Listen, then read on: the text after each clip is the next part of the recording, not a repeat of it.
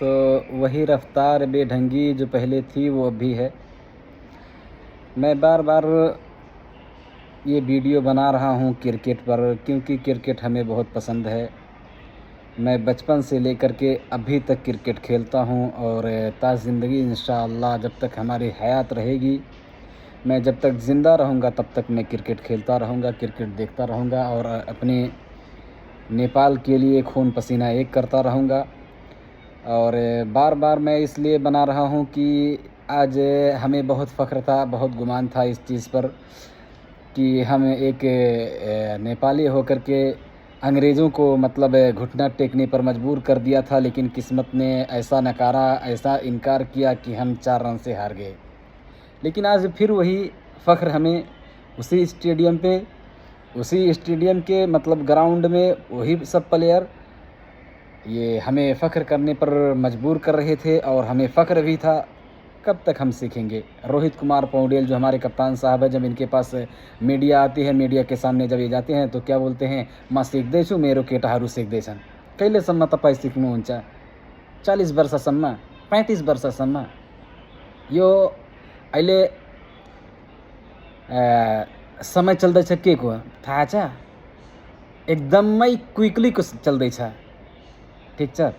Modern दौरको cricket चल्दैछ यो, त्यो राहुल द्राविडवाला सिस्टममा आजै छैन। कहिलेसम्म तपाईँ यो भन्नुहुन्छ कि मेरो त्यो अनि प्लेयरहरू सिक्दैछन्?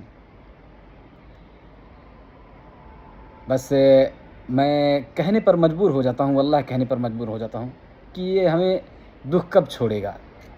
किस मुल्क से हम जीतेंगे? बस सिर्फ 2 मुल्क, क्या है? एक ओमान है, एक दुबई है। यही 2 मुल्क से हम जीत करके बहुत फ़ख्र महसूस करने लगते हैं। आज मैंने ग्राउंड पे देखा 2 भाई, सिर्फ 2 भाई, दोनों तबाही।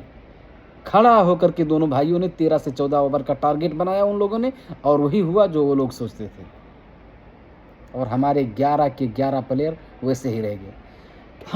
हमें ये नहीं समझ में आ रहा है कि प्लेइंग 11 में गुलशन झा को क्यों बार बार रखा जाता है।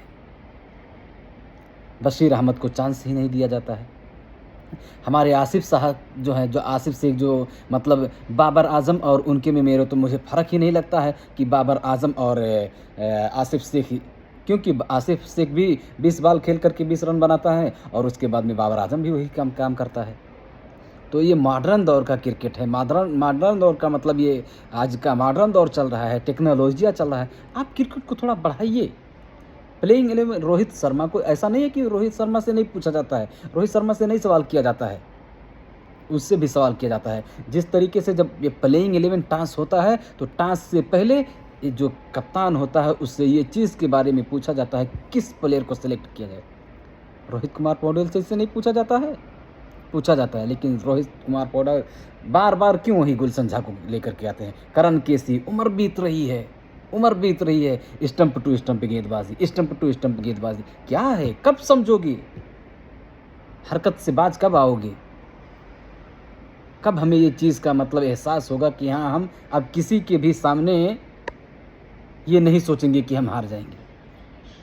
थोड़ा चाल को, ढाल को, दिमाग को, माइंड को बदलो। टेक्नोलॉजिया का दौर है और मॉडर्न का दौर है, क्रिकेट को आगे बढ़ाओ।